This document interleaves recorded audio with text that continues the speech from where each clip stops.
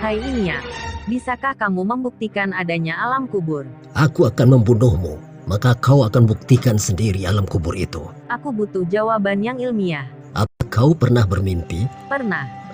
Aku tidak percaya, Kenapa tidak percaya? karena aku tidak melihat mimpimu. Sesuatu yang terlihat, belum tentu tidak ada. Demikian juga dengan alam kubur yang tak terlihat tidak dapat diterima logika, namun bisa diterima oleh iman. Sedangkan mimpimu saja yang bunga tidur, tak dapat kau buktikan secara ilmiah. Apalagi alam kubur yang bukan mimpi, namun lebih goib daripada mimpi. Apa kau punya alasan atau pendapat untuk meyakinkanku?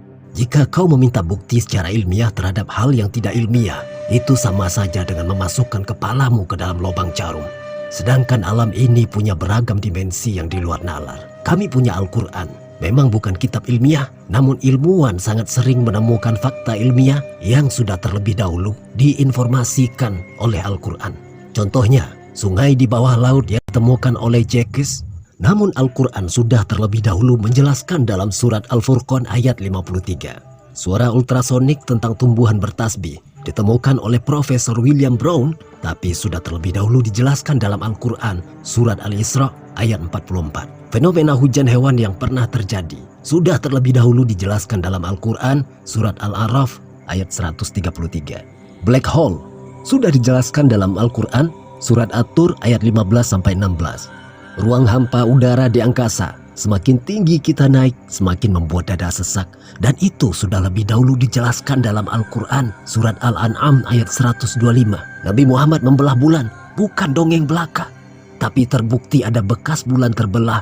Jilatan anjing yang dibasuh dengan tanah, ternyata ilmuwan menemukan bahwa kuman pada air liur anjing hanya bisa mati dengan tanah. Dan ratusan lagi fakta ilmiah lainnya yang terdapat di dalam hadis dan Al-Quran. Jika orang yang bertumbuh pada logika belaka sepertimu kemudian menemukan fakta-fakta ilmiah di dalam Al-Quran, maka dia pasti akan berpikir dan akan berpikir sekian kali untuk mengatakan Islam itu tidak benar. Bagaimana kau bisa mengatakan Islam itu salah jika kebenaran dalam kitab sucinya berkali-kali dibuktikan oleh sains?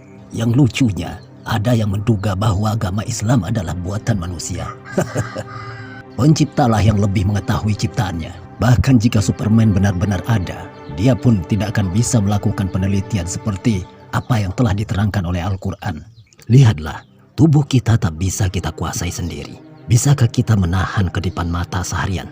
Menahan buang air kecil dan besar seminggu atau sebulan? Menghentikan pekerjaan organ dalam kita seperti jantung? Menukar oksigen dengan bahan lain untuk bernafas? Tidakkah kita pikirkan ada kehendak yang maha dahsyat yang mengendalikan diri kita, yaitu kehendak Tuhan?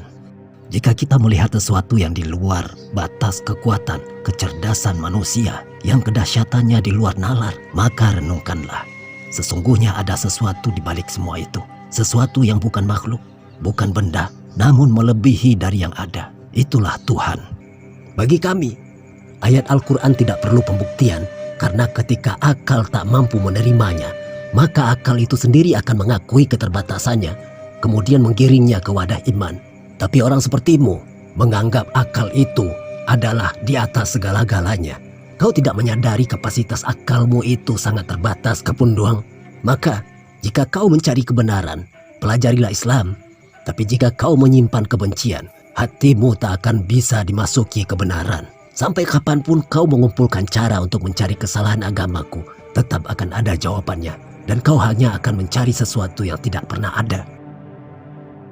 Pemirsa, jika kita bertemu dengan orang yang tidak percaya dengan adanya Tuhan, atau orang yang meminta bukti logika tentang Islam, mereka tidak akan menerima ayat dan hadis.